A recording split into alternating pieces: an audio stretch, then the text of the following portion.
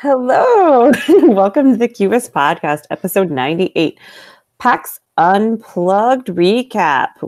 Tonight, I am joined by my one and only co-host, Mr. Daniel Newman. That's me. It's you, Mario. Oh, and I'm Kimberly Rubia. And I'm not Bill Corey. Yeah, I'm not Bill Corey. You can be Bill Corey. I don't want to be Bill Corey. Well, somebody's got to be Bill, I think. We're off to a good start so far. We're doing real good. It wasn't really just supposed to be the two of us, so here we go. Hey, it's Paul and Cow in the chat. Hello, Paul and Yay, hi, Paul. Hey, Ben.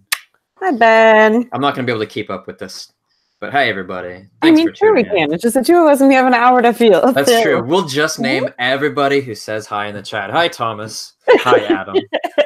Hi, Ben again. Hi, Ben again. I'm going to retweet the thing. So, Daniel, when was PAX Unplugged? If I remember correctly, it was just this past. No, it was 2 Saturdays ago. I have a bad concept of time, so asking me was the wrong choice. So yeah, it was 2 Saturdays ago in Philadelphia, and I suppose there was Friday and Sunday also. I was only there on Saturday, so that's the only one I care about. But, same. Well, except for I was there. You were there the whole time. But Saturday's the only one I care about. Okay. Because my Daniel was there. I was there. That was 14 hours. It was interesting. It was the first time I'd gone to PAX Unplugged. Yeah. Same, bro. Same. I wasn't quite sure what to expect. I had a feeling it was going to be more Origin in Z, and it wound up feeling a little more like Gen Con to me in the kind of the buzz and the hum of the event itself, especially the big hall. It was quite loud. I have never been to Gen Con, but it seemed very PAX-like. Sure, I have not been to PAX, so okay, I can only reference what I have been experienced. What I have been experienced? That's not. Those aren't good words. I've had caffeine and I'm eating old candy corn so that I stay awake. We're doing real good, guys. It's going to be a great show. I hope you're sitting down. I don't know. Yes. Hey, Daniel, did you want to start us off by talking about a game while I tweet this and then pull up the information on my game so I can... Sure. We can do that. So I went to PAX with the goal of leaving with more money than when I went. I brought a lot of games that I could sell, and I wasn't planning on picking up a bunch at the vendor hall because I had just gone to BGG and just spent a bunch of money there. But the one game I did buy was 100% Beef Showdown, which is it's by a Japanese publisher, Jugame Studio, designed by Yu Maruno. And the best way I can describe it is it's kind of a pass and play, or pick and pass, like Sushi Go. But you're forming poker hands with cuts of meat. So you've got ribs, and you've got sirloin, and filet, and Chateaubriand, and Kimberly's favorite card, bone. And you're trying to form the best poker hand out of 6 cards that you're going to draft in a round. And then you see who puts the best hand together, and then you score a certain number of points based on that. You do 3 rounds, and it's very light. It's a great little filler. For me, it replaces Sushi Go, just because I like meat more than raw fish. And it's not as cutesy. It has I like the kind of cool, like hip Japanese graphic design aesthetic appeals to me more than like the cutesy Sushi Go art. So yeah, that was my one brand new game purchase from PAX. And 100% Beef Showdown. Sorry, Kimberly. On the Cubist scale, what would you rate it? It's a try it.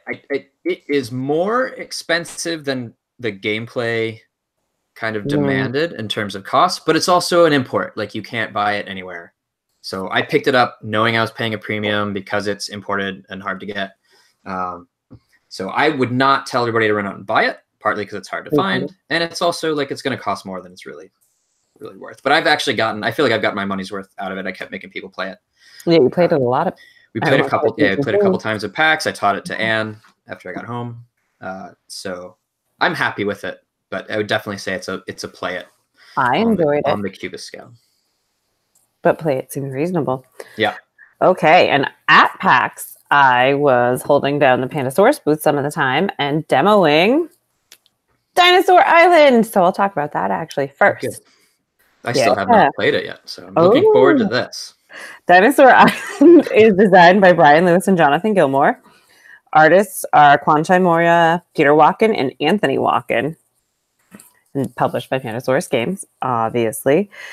It is like an economic-y game where you are going through it's played over 4 different phases per round.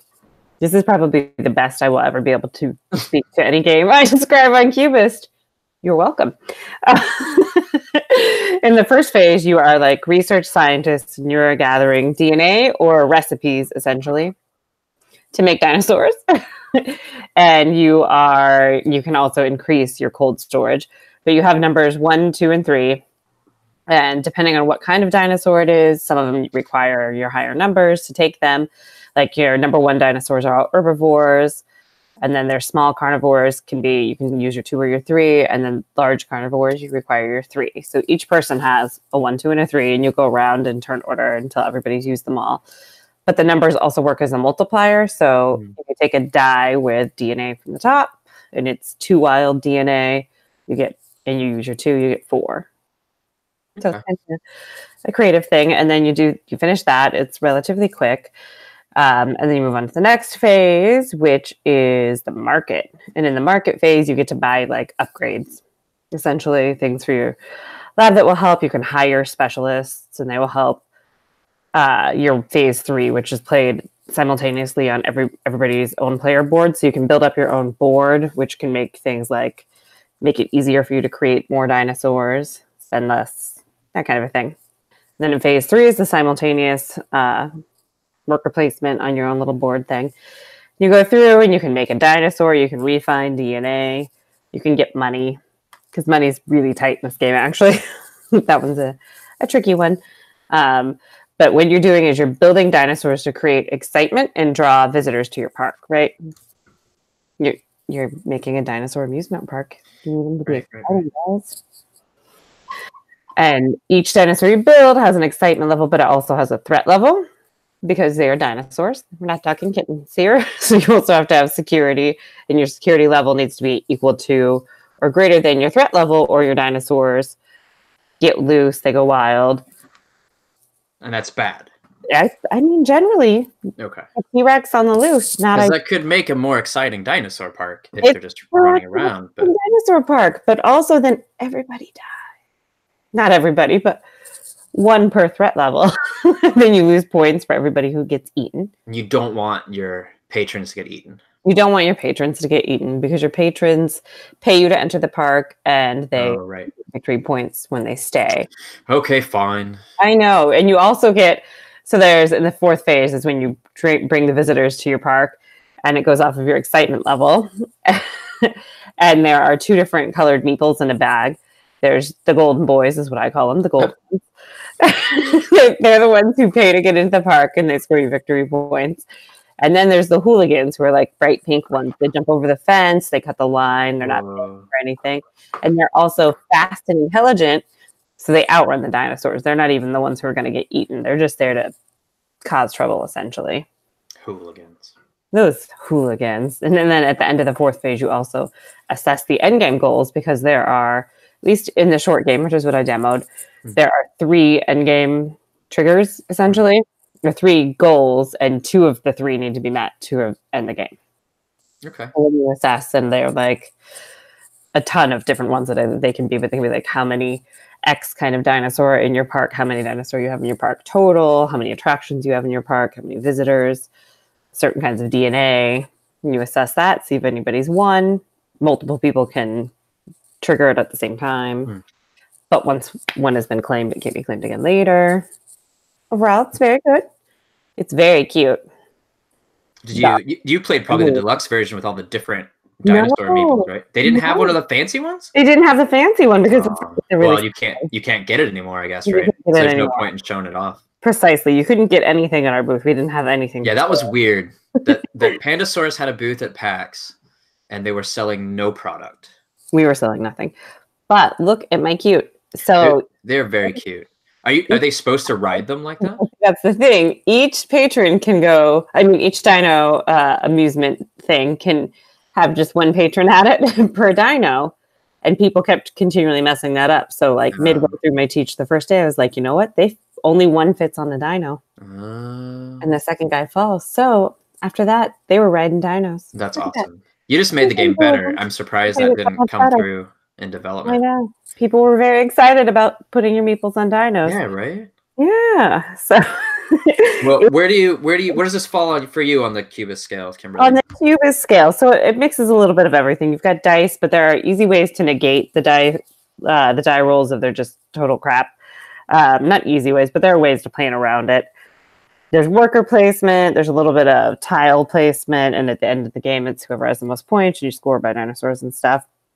I'd say it's like a medium weight game. Mm-hmm. Pretty enjoyable. I still have never played a full game. I've never played it at all. Because I demoed it. So we didn't get to play a full game. So I'm going to put it as a play it just because I haven't gotten to play the full thing yet. So did you get a copy of it or no? I mean, I haven't selected my games yet. Oh, okay. You wait long enough, get my game. That's the goal, actually. Part of my credit. But wait, then I don't get paid for it. Oh. I'll bite you instead. It's okay. All right, I'll take bites. Yeah. No, wait, no. No. I don't like bites. And now we're making everybody in that chat uncomfortable. Hello. Welcome to the show. Welcome to Daniel and Kimberly's shenanigans. Who thought this was a good idea to just let you and me run the show? This was a terrible idea. Woo! I'm all sugared up and caffeinated, and it's 10 p.m. Hello, friends. So that's 2 plates for us today. Eating beef and riding dinosaurs. You could eat beef while you ride dinosaurs? Absolutely. As long as you give some to the dinosaurs. Oh, yeah. I think that they would appreciate that probably. Unless they're herbivores. For then sure. Probably not. Then they don't want that beef. They don't want your beef, Daniel. No. They don't.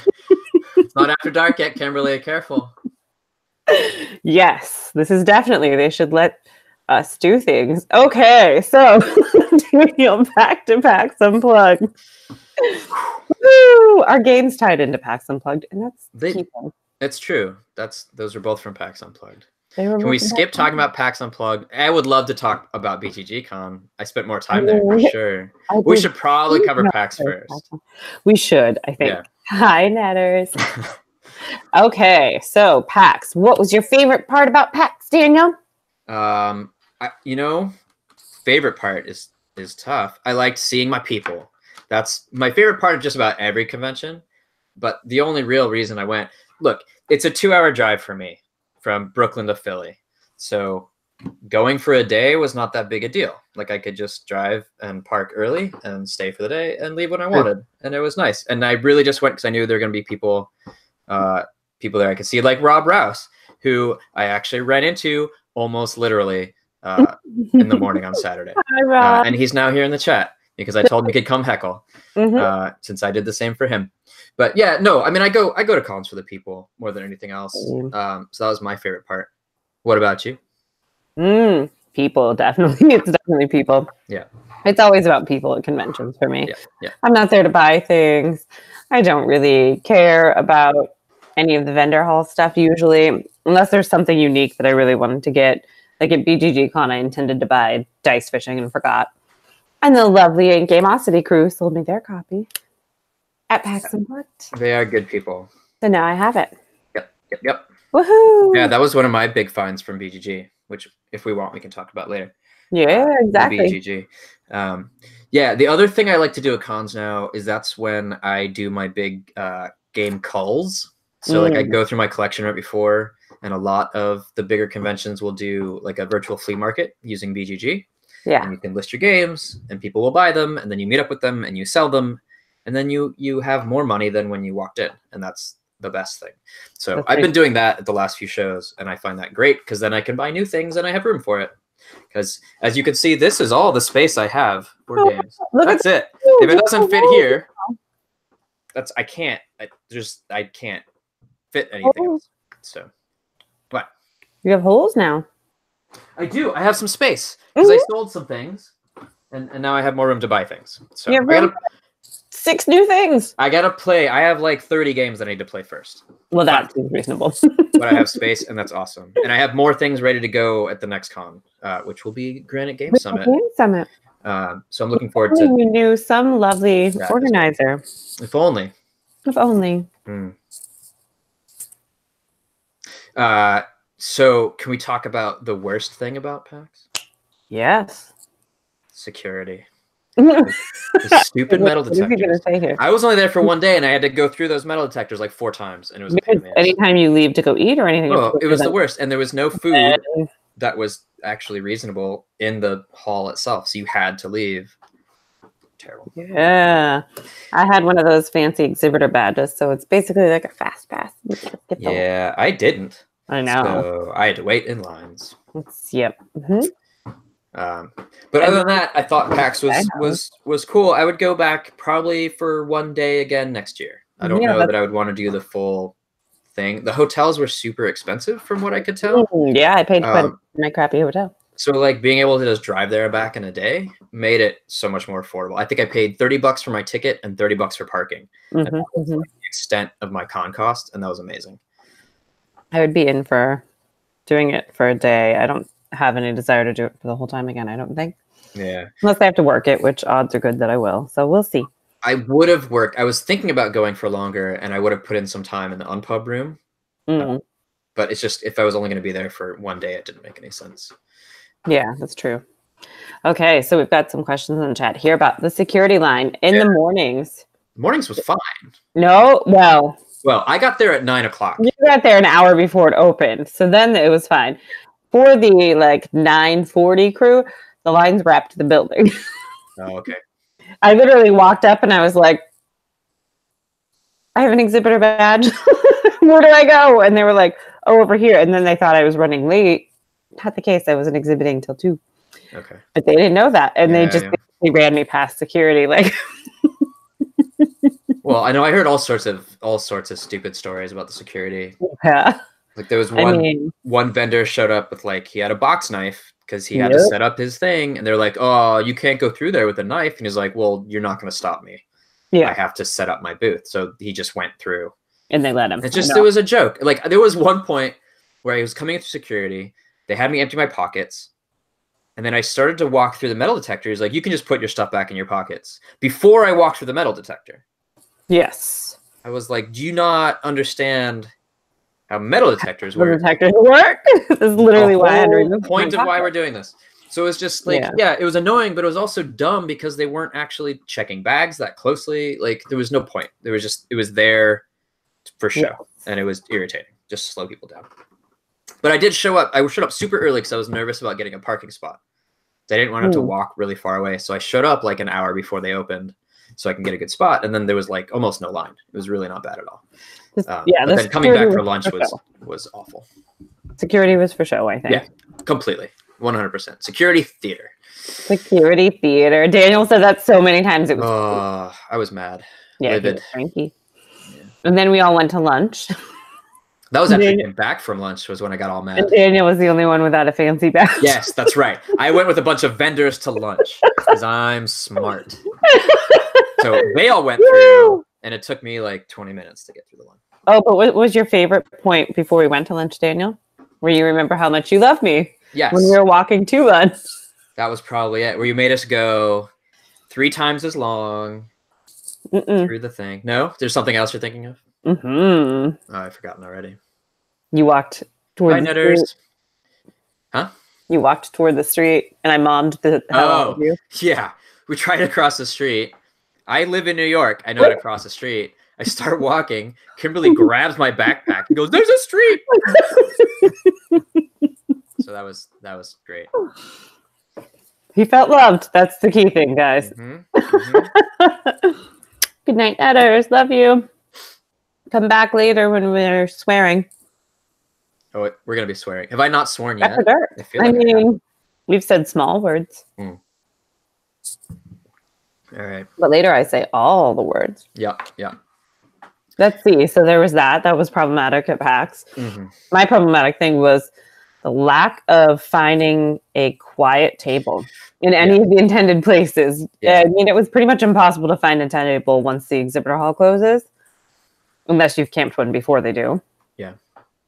And it was so freaking loud. It was so loud. That pointless. It was pointless. It was bad. Even if I had found a table, I wouldn't want to be in that space anymore. I spent so little time in that main hall just because of the din, and like it was like a low roar, and it just made me on edge. Yeah. And just like I was walking, and then so many people, and it felt like the amount of people at Gen Con in the space of Origins, and it just like it felt super tight, and I did not feel comfortable walking around in there. I think that they almost doubled this year. That's what I'd heard. Yeah.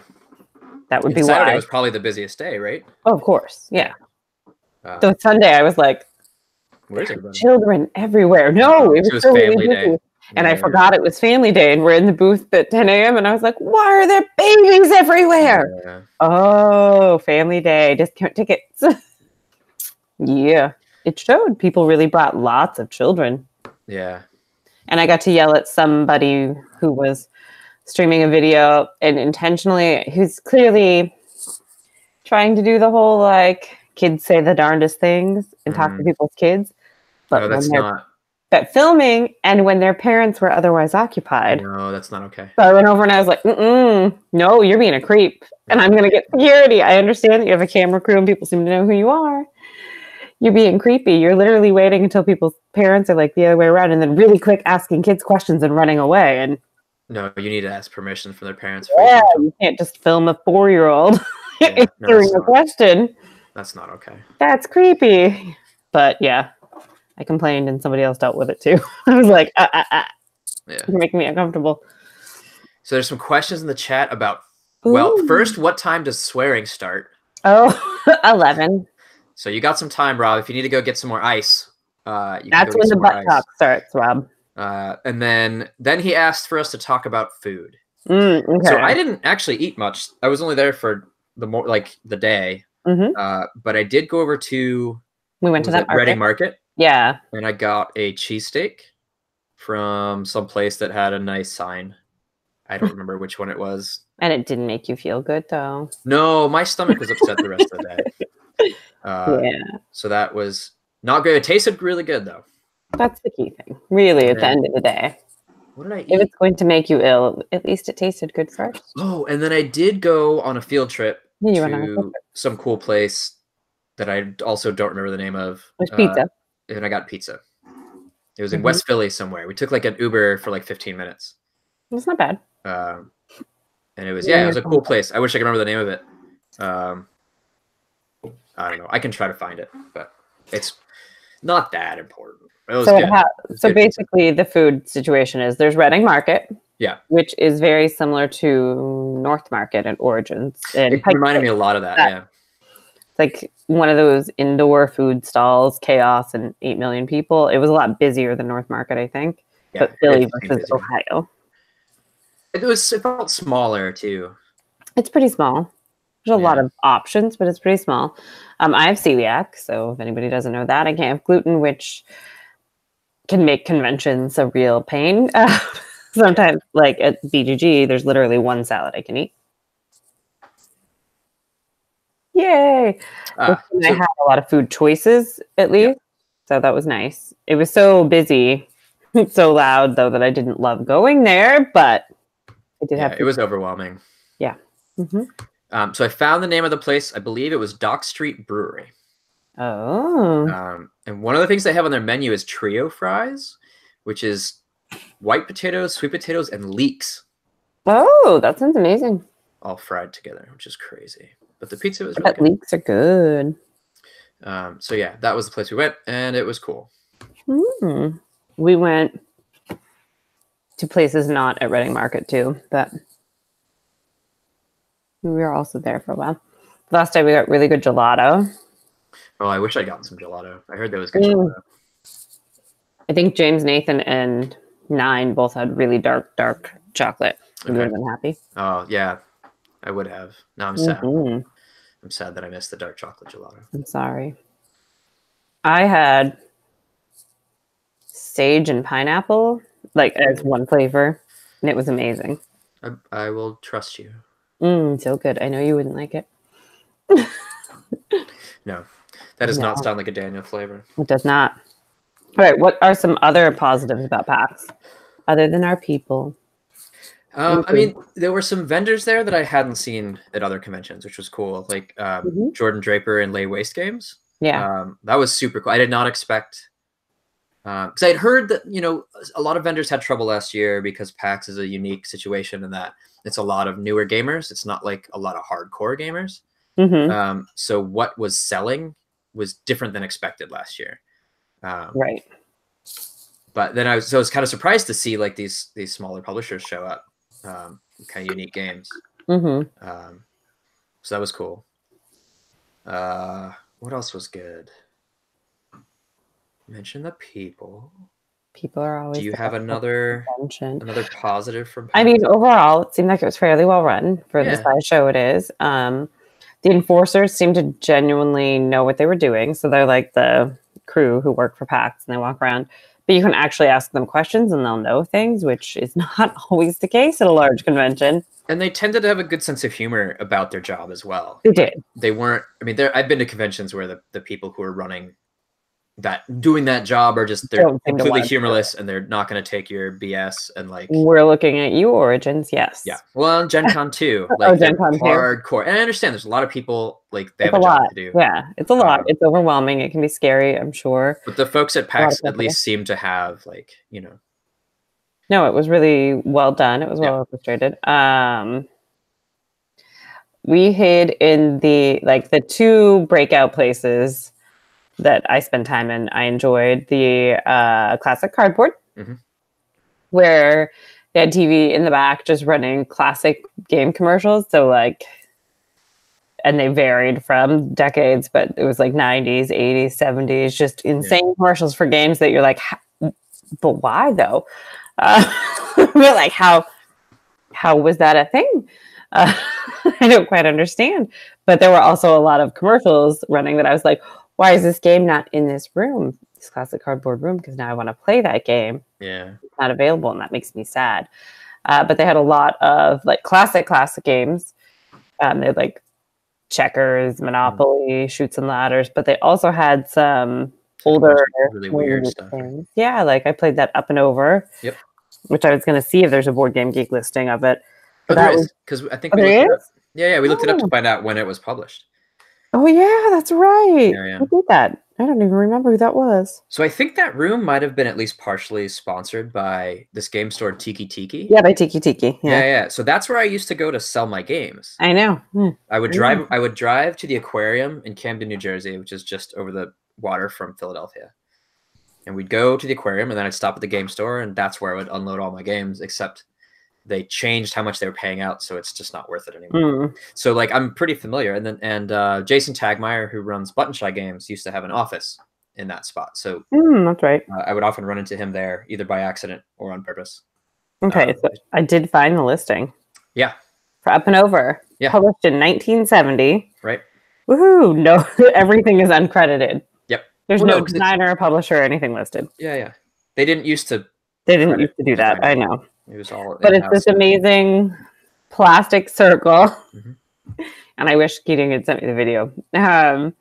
With balls on strings, and the plastic, they're like triangles. It's divided with these little slide walls. It's like manual Lupin Louie kind of. Yeah. So you push down on the plastic to make the ball bounce from one side to the other, and it's attached to the screen. And your goal is to get it in other people's holes and not in your own hole. So it was chaotic and hilarious, and you're moving pegs. I can't say this word, pigs. Pegs. Yep, PEG. Down, and like when you get it in a hole, and you score when you move peg down. And you have 3 pegs, and each one needs to get 3 holes, I think. Does that sound right? Or 5 or 6. It's way too many, is really what it is. I thought it was only 3 each. I thought it was 9 total, but I don't know. Oh yeah, you're right. It is 9 total. And then you have to, and the goal is to get all 3 of your pegs down, basically. And then you win. But it is real-time, chaotic, fun. But we did figure out a pretty large flaw is once the pegs start to move down, the ball can get caught behind them. Yeah. It also, like, it just hurts your fingers. Like, it's hard plastic. But and, it's like, so good.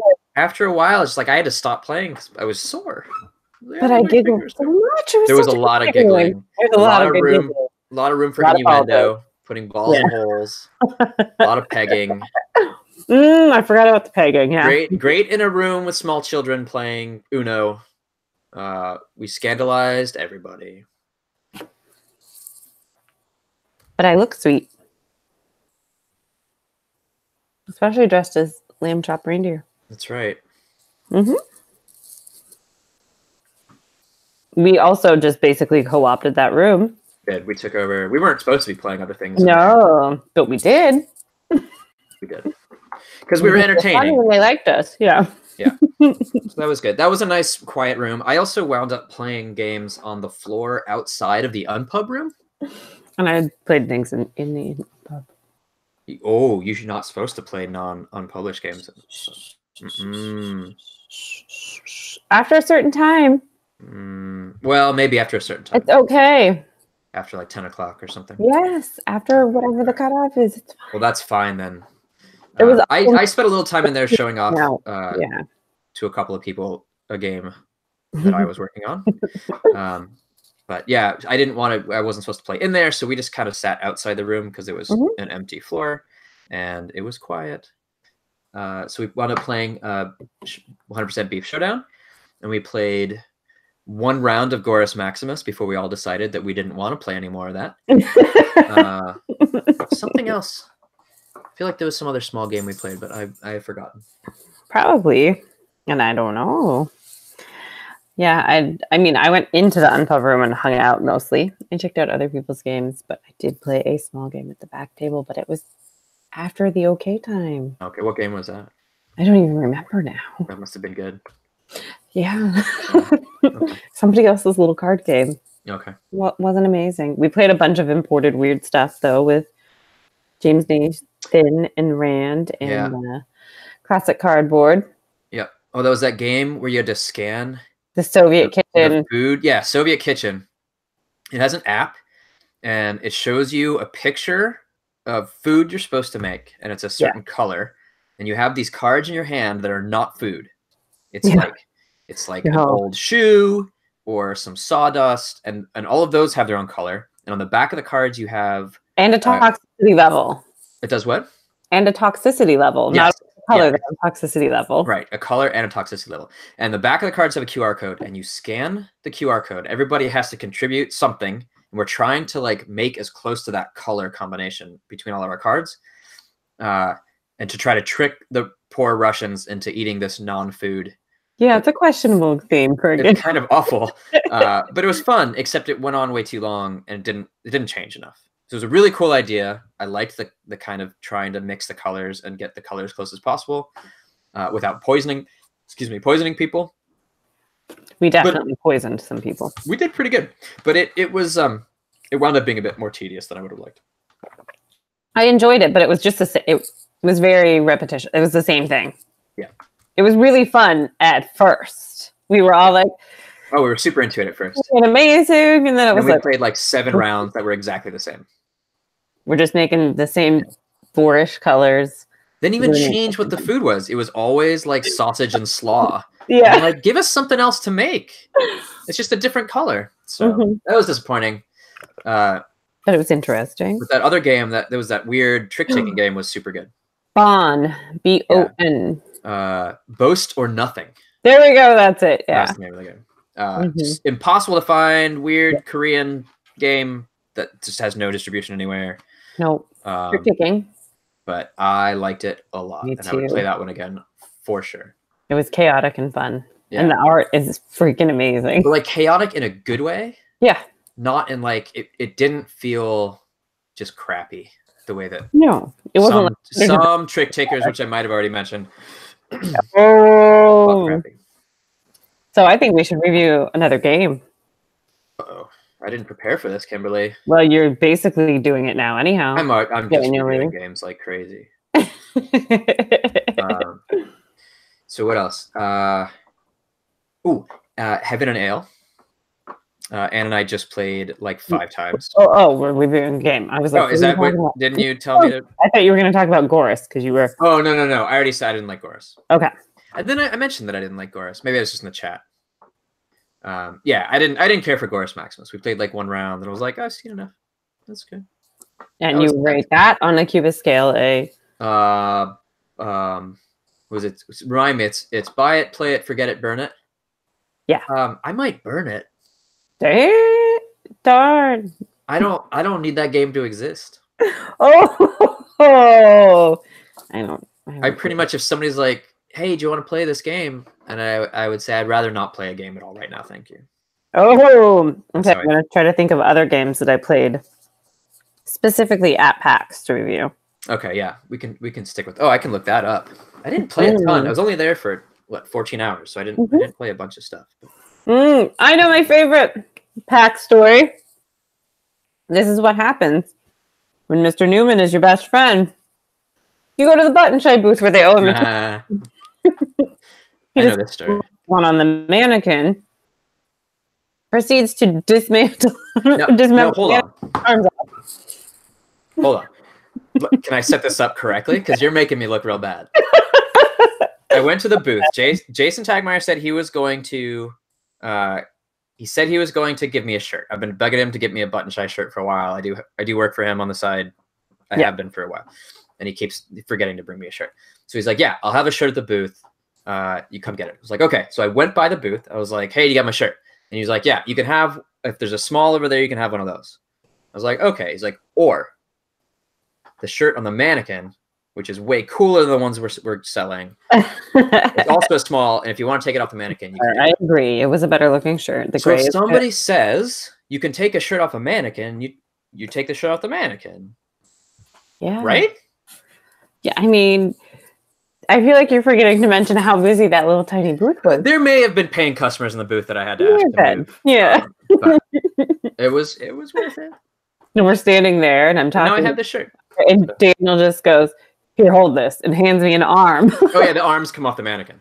So there were 2 arms. I couldn't handle both arms. So I just handed Kimberly, here, hold this. Jason laughed because he turned around and I had an arm. Oh, he loved it. It was great fun. It was all good. It was all in good fun. It was pretty good. Okay, I'm going to talk about the one that the lovely Andrew in the chat provided me with. Dice Fishing Roll and Catch. It is designed by Satoru Nakamaru. I hope that's close-ish. And published by March Hare Games. It is a die game. You roll dice. What are you doing? I think you were tipping. I wasn't looking. Oh, yeah, mine's on a shelf, and I don't know where because I just reorganized it. Yeah, it looks like that. So on your turn, you try to match the cards, right? Like the cards will say things with a number. It's like 11, and you need a 4 and a 2. So the first person, well, no, you bid with dice first. Mm-hmm. So it's like closed fist bidding. You put in how many dice you think you can get it in.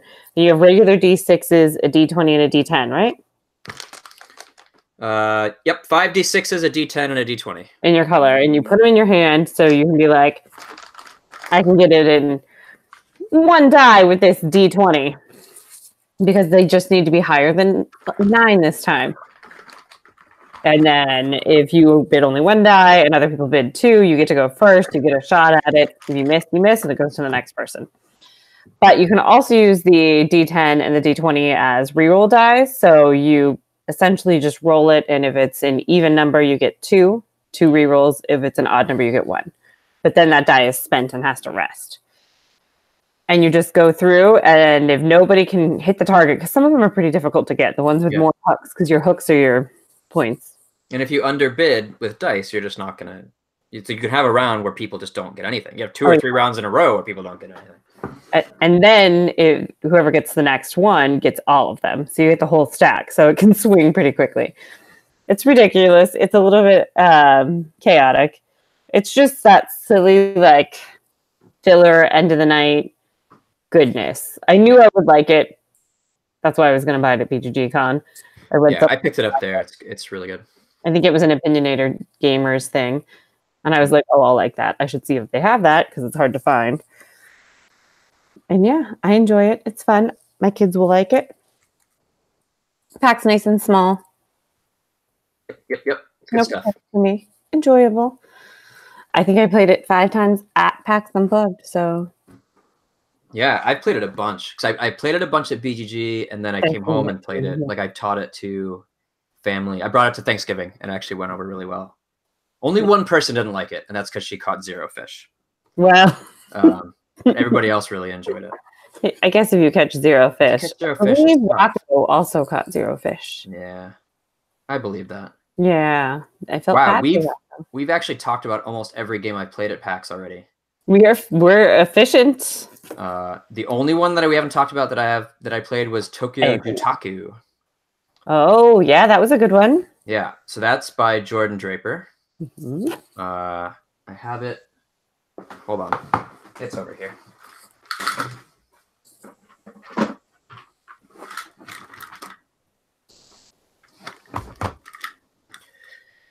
Tokyo Jutaku.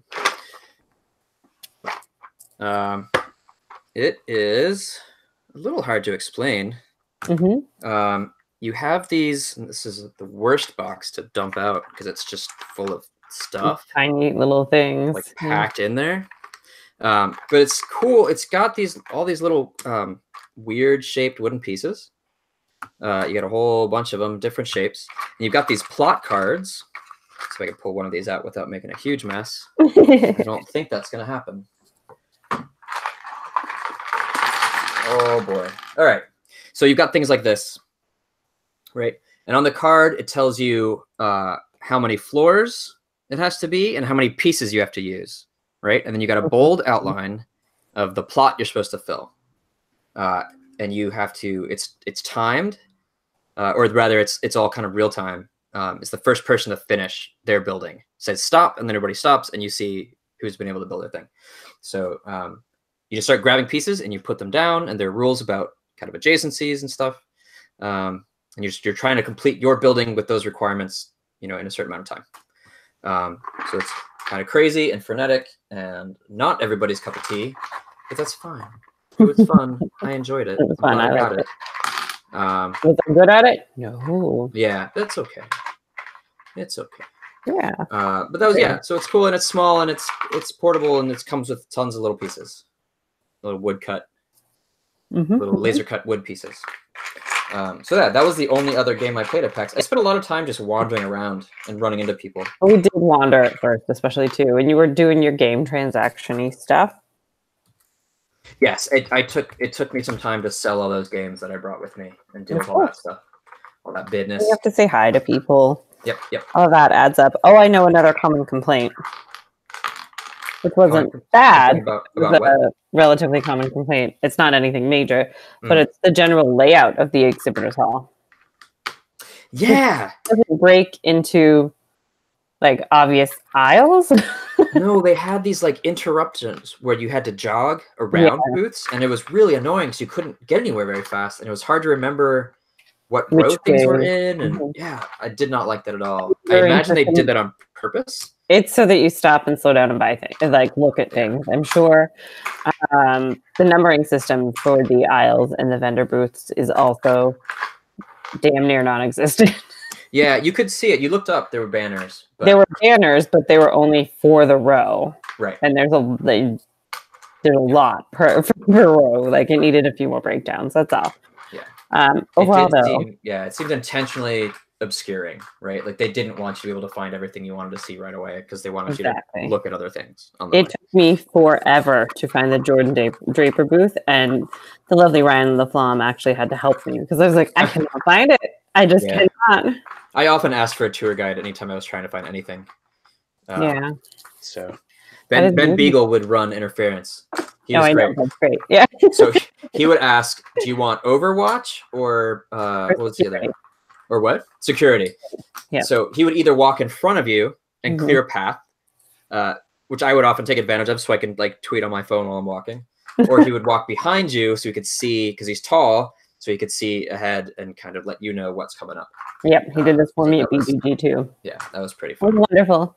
He's a good man. Ben is wonderful. Yeah, he's one of the good ones. So what else? Let's see. So I worked the entire time. Yes, you were. So you probably played more games than I did. A little bit, but not a ton. You were working for half the time, right? Almost. Not 4 hours a day. Yeah, I worked 4 hours. But I had my kids, so yeah, true. I parented. I didn't just throw them in the traffic. I was like, "Hey, these are mine. I should keep them." And I did. I left with the same amount of children I arrived with. Were they the same ones? I'm pretty sure. As long as one's a redhead and the other's a brunette, you're fine. I think that's right. Roughly the same size. That's all that matters. You're good. 14 and 9. We're good. Yep. We're good. Yeah, no, they didn't. I mean, 14 enjoyed it more. She got to be an exhibitor for the first time ever. She was demoing the Mind and Illusion.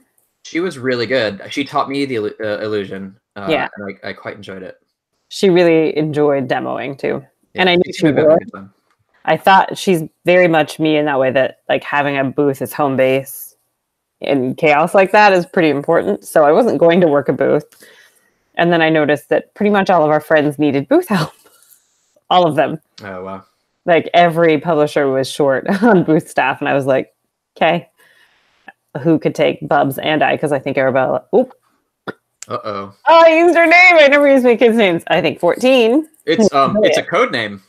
Yeah. I think 14 would enjoy working in a booth, and she really did. She enjoyed demoing quite a bit. Yeah. Yeah, she seemed to like it. Full experience. So Sunday morning, we had the early shift so that we could leave earlier. And she got to walk in with me all half asleep from staying up too late the night before. She's already done 2 full days of this nonsense. Well, 3 really, because we were there the day 0 too. She's done, right? Like she's peopled out. We're all losing our voice because we've been demoing on and talking, and it's so loud. So when you talk, you have to talk louder. We're running not late, but you're trying to make sure you're there on time for the 10 a.m. And we were there actually super early. We were the first ones to her booth. And we're eating cold pizza as we're walking from the hotel to the convention center. She has peaked. She's gone full one of us now. All right. She's gone full on. I'm working at a board game convention, and I've never been more board game carny. Yep, pretty much. She is now a board game carny. She is well experienced. She's got it. She liked having the exhibitor badge and skipping the line. That is nice. She enjoyed having the home base of a booth. Yep. I kind of used Unpub as my home base. Like I left my stuff there. My secondary home base was Unpub. Yeah. And Ben was there, so it was always I always know people in that room, so I can go kind of if I can't find other people, like I can always go check and see who's hanging around Unpub. And Unpub had an amazing space. It was one of the best. It was huge. They had like 50 tables or something. It was crazy. And I just heard that they're likely going to get an even bigger room next year because it was so successful. Like people kept talking about it. So and in a more higher foot traffic area. So it could be like the PAX Unplugged may become like a mini Unpub. Yeah, like for the year, which would be pretty awesome. There was a lot of traffic in that room always. Yeah, it was always full. There's a wait list for tables. So yeah, it was cool. Okay, I'm reading the chat really quickly. Yeah, same. We did touch on security. Anybody else have anything else they would like to discuss? Ask now, because it is nearing the end of the regular show, and then we get to do the naughty show. Down here. Boop, boop, boop, doop. I'm sorry, I don't think I'm supposed to do that. And I am dressed as a reindeer because it's cold, and because I plan to after dark from bed and then just shut my laptop and go to sleep. Yeah. Who's Awesome Dreams? I don't know. I have a feeling I know who it is. Hiya. Is it Aaron or something? I have a feeling it might be. It might be. Excuse me. Awesome from the Dinguses. Who are you? Yeah, but it was the Dinguses that made me think it would be Aaron. If it's not Aaron, they should get to know Aaron. Apologizing now. Yeah. If it is Wilton. Yeah, it's Aaron. Hi, Aaron. Yeah. Aaron with the hair. Aaron, who called Z Garcia Mr. Healy. Oh, yeah, that's great. Good job, buddy. That was also one of the better. Aaron, are you coming to playtesting tomorrow night? Can we just turn the show into me talking to people in the chat room? Not about PAX? Poop your bangs for us. Okay. Aaron Wilson. There you go. There were a bunch of panels that neither of us did. I don't do panels. I mean, I don't usually either. I had a couple friends who were doing the play and learn things. One of which I heard went really well, and the other which I heard did not go really well. I mean, if I go back next year, I'll do a play and learn. They asked me to this year, and I was like, I don't know what this is. Yeah. I don't know this convention. I'll have my kids. Like, not this time, but maybe next year I'll do one. Yeah, I think the key is just picking a game that you know is going to go over well with that crowd. Like Fireball Island was really great. Of course. Modern Art, not so great. So that surprises me because Modern Art is pretty grokkable. Yeah, I don't know. I think it was just maybe it's a hard one to explain to a large crowd, and the person who taught it said that she didn't realize she was going to get like a projector, so she was trying to do it. It just it was a thing. Just not the best setup overall. That happens. Yeah. Things happen. No, it seems like a cool idea, especially for when you've got a lot of people who are new to gaming. Yeah, people a bunch of stuff all at once. Even doing Dinosaur Island, I was like, we're going to teach Dino Island. It's a PAX. Yeah. And a lot of people who came to demo it, it was definitely a bigger game than they thought. Than they really. That's a big game. It's a meaty game. It's a 90-minute playthrough probably on average. There's a lot of things moving around. I mean, I've heard it's not super heavy, but there's just a lot of moving parts and people who aren't. Heavy. There are definitely a lot of different strategies, like a lot of different paths to winning. Okay. Which, that's good. If you don't play a lot, for people like us, right. That's wonderful. But if you're not used to it, that can be overwhelming. Right. If your lead up to this point is like Cards Against Humanity and Exploding Kittens, that's pretty overwhelming, I think. So, but it actually went over really well. The art and the fact that it's dinosaurs. Yep. It's very colorful. It's very colorful. Jurassic Park's so hot right now. Yeah. So. And the fact that the demoer giggles a lot and made you put your meeples on your dinosaurs helped. Yep. People were very into the dino writing. I bet. That was always we'd get to that phase and they would be like, oh my God. And I'm like, that's totally not part of the game. No, I just made that up. So there's just one more thing about Dinosaur Island. Those pink dinosaurs, are those plastic or are those wood? They're plastic. Okay, that's what I thought. They look like plastic dinos. They're so good. Yeah. On the fancy Kickstarter, there's a bunch of different shapes. Right. But in the retail version, it's all one shape, right? Mm-hmm. Okay. Yep. And I was like, Hunter, where are my other guys? Yeah. I've never seen the Kickstarter version before. Right. I was like, these are all the same thing. And he was like, oh, this is the retail. And I'm like, oh, damn it. Yeah. Oh, well, darn it. Kimberly, you're 4 minutes early. 4 minutes until that's acceptable. I did pretty well. You did good. I didn't say any bad words.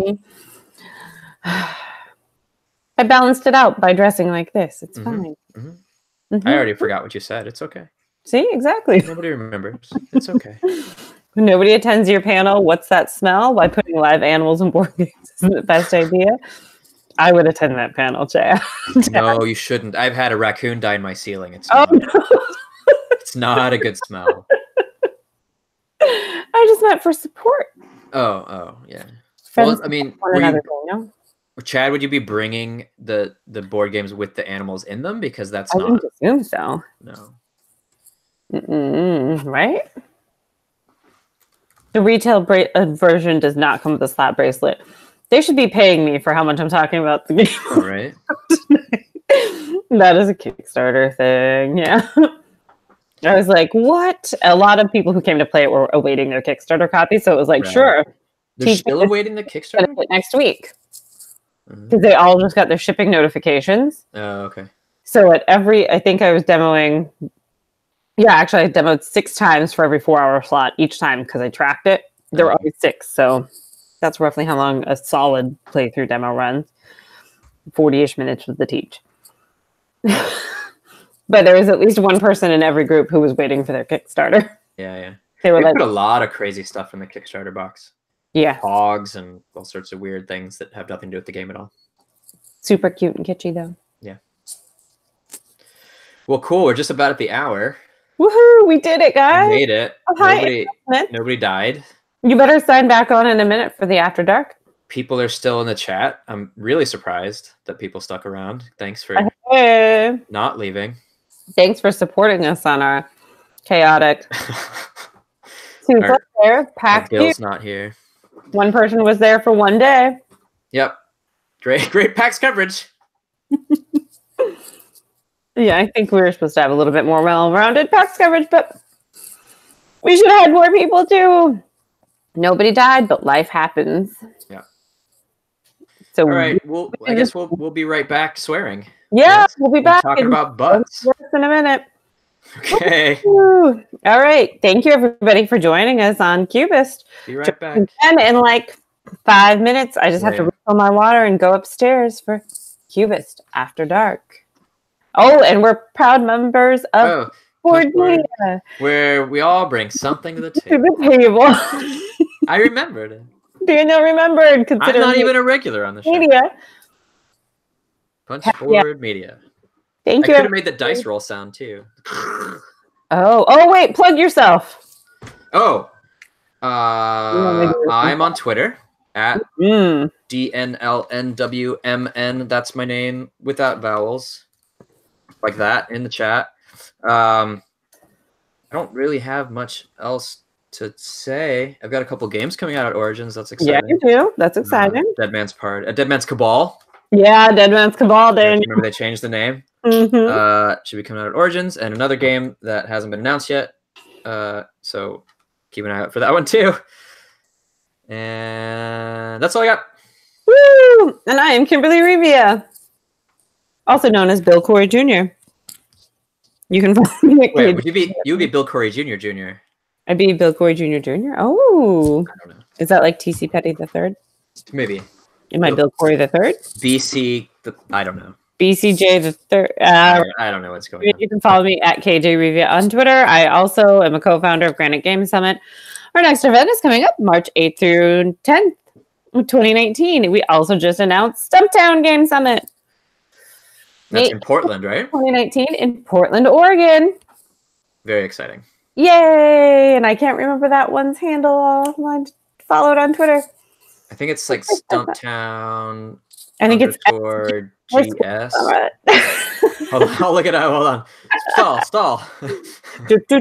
Oh, you can follow at G2 Summit for Granite Game Summit. It's at SG_Summit. Oh, I was right. That's a weird one. When Tiffany runs our social media on that one. Yep. So, all right. Thank you, everybody, for joining us. Have a good evening and join us in like 5-ish minutes. We'll be back. Good night, everybody. Bye-bye.